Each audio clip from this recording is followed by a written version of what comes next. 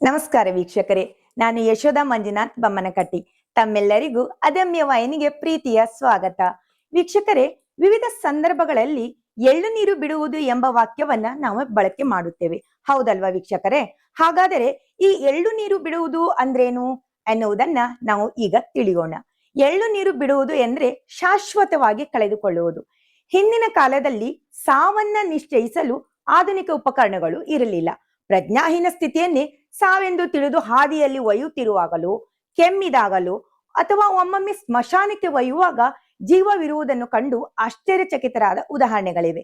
ನಮ್ಮ ಪೂರ್ವಜರು ಸಾವನ್ನ ನಿಶ್ಚಯಿಸುವುದಕ್ಕಾಗಿ ಎಳ್ಳು ನೀರು ಬಿಡುತ್ತಿದ್ದರು.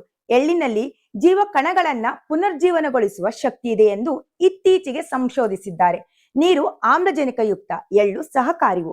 ಇದೊಂದು ರೀತಿ ಪರೀಕ್ಷಿಸುವ ವೈದ್ಯ ಪದ್ಧತಿ. ಎಳ್ಳು ನೀರು ಬಿಡುವ ಪದ್ಧತಿ ಇಂದಿಗೂ ಮುಂದುವರೆದಿದೆ. ಪ್ರಜ್ಞಾಹೀನ ವ್ಯಕ್ತಿಗೆ ಪ್ರಜ್ಞೆ ಮರಳಿ ಬಂದ ಉದಾಹರಣೆಗಳು ಇವೆ. ಈಗಂತೂ ಸ್ಟೆಥೋಸ್ಕೋಪ್ ನಂತಹ ಉಪಕರಣಗಳು ಬಂದಿವೆ. ಈ ಹಿಂದೆ ಓರ್ವ ವ್ಯಕ್ತಿ ಸಾವನ್ನಪ್ಪಿದಾಗ ಅವರ ಸಾವಿನ ನಿಖರತೆ ತಿಳಿದುಕೊಳ್ಳಲು ಅಂದು ವಾದ್ಯ ಬಾರಿಸುವ, ಭಜನೆ ಮಾಡುವ ಅಥವಾ ಭಯಂಕರ ಸದ್ದು ಮಾಡುವ ವೈವಿಧ್ಯಮಯ ಪರೀಕ್ಷೆಗಳು ಕೆಲವು ಭಾಗಗಳಲ್ಲಿ ಜಾರಿಯಲ್ಲಿದ್ದವು. ಅವು ಈಗಲೂ ಮುಂದುವರೆದಿದೆ. ಇಂತಹ ಕೌತುಕದ ಮತ್ತು ವಿಶೇಷವಾದ ವಿಷಯಗಳು ಹಿಂಗಂದ್ರೇನು ಎಂಬ ಕೃತಿಯಲ್ಲಿದೆ.